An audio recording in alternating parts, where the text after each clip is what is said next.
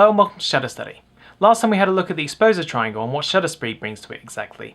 Today we're going to be looking at the elements that aperture bring. With aperture, not only do you get control of depth of field, but also how much light the sensor will pick up on when taking an image. An aperture is controlled by changing the f-stops. The lower the number, the more light passes through, but your background will be much more blurred.